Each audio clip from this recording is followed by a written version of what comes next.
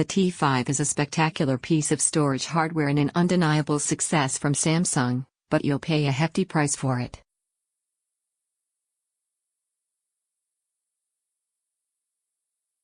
Make sure you have compatible hardware to support the SSD's full levels of performance, of course.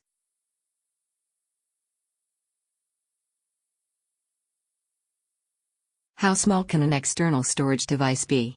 Pretty darn small, especially in the case of Samsung's newly released T5, which is about the size of a stack of credit cards.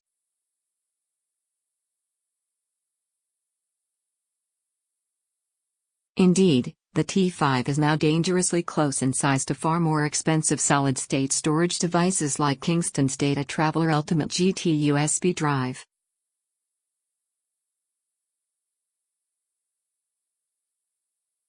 The T5 adopts the form factor of the T3 and the T1, and swaps the connector for a 10 gigabits per second USB 3.1 Type-C Gen 2 model, delivering twice the maximum theoretical transfer rate of its predecessors.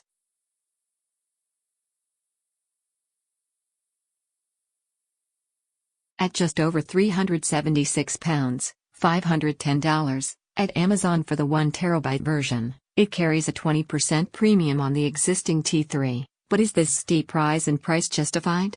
The drive measures 74 by 57 by 10.5 millimeters and weighs only 51 grams, making it small and light enough to be shoved into even a tight front jeans pocket with ease.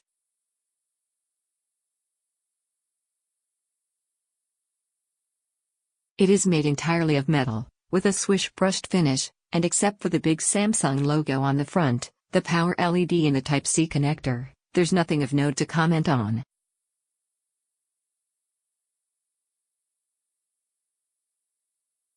Essentially, it isn't much different from the T3 except for the fact that it abandons the dual-tone color scheme.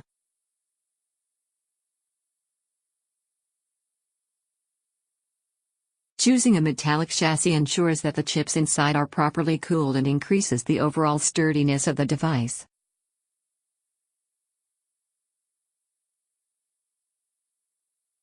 The drive is available in sizes ranging from 250 GB to 2 TB and comes with an AS Media M-SATA to USB bridge controller, rather than one of Samsung's own.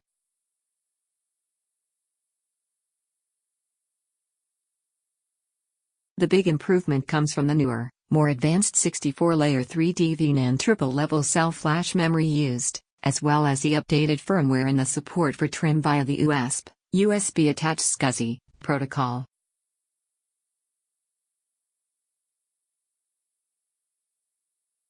It won't work on the default exFAT file system, and you may want to format the drive to NTFS to improve performance when transferring small files.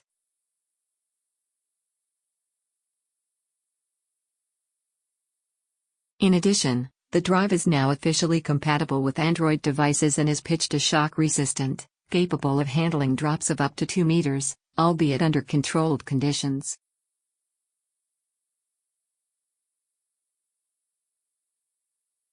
Using a USB Type-C Gen 1 connector, therefore limited to 5 gigabits per second, the T5 drive achieved respectable read/write speeds of 433 megabytes per second and 323 megabytes per second respectively in Crystal Disk Mark, and up to 462 megabits per second and 323 megabytes per second under Auto.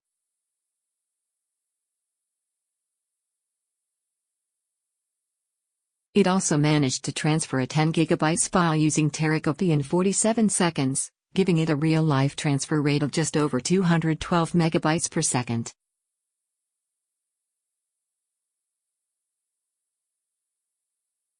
Note that you will achieve much higher numbers if you use a compatible USB Type-C Gen 2 connector, up to 540 megabytes per second / 515 megabytes per second respectively in read/write speeds according to Samsung.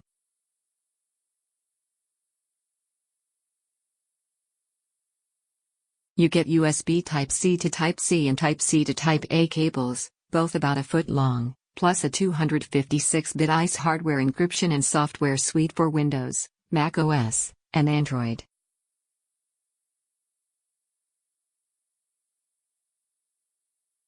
The Samsung T5 is a great all-rounder SSD for those looking to move or carry incredibly large amounts of data.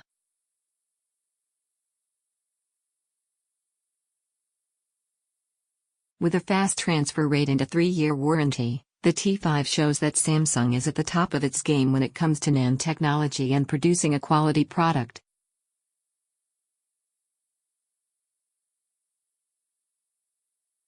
Controlling the entire supply chain means bigger margins. As for the competition, the Samsung T3 is now far cheaper than the T5 and might be a better choice for those who aren't too fussed about the performance gain on the T5.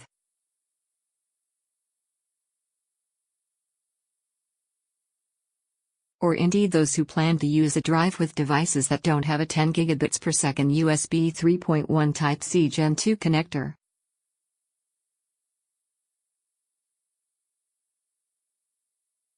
So if you already have a T3, you can doubtless stick with it for the time being. The Portable SSD T5 will appeal to those who want a truly rugged solution that only an IP68 certified storage device will provide.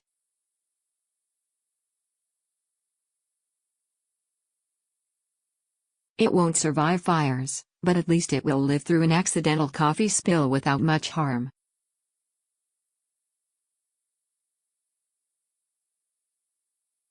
However, if speed is your priority, then consider the SanDisk Extreme 900, which delivers far higher transfer rates thanks to a combination of a pair of SSDs and RAID 0 configuration.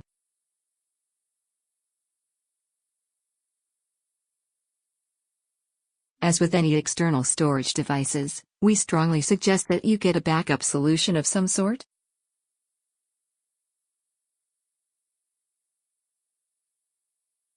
Bear in mind, though, that there is an ongoing flash memory shortage, which means that prices are higher than they were a couple of years ago, and that in turn means that the Samsung T7, or whatever the next-gen product will be called, will likely be available in the same SKUs but with better performance, an even smaller form factor and added features, maybe RAID or even a dual interface.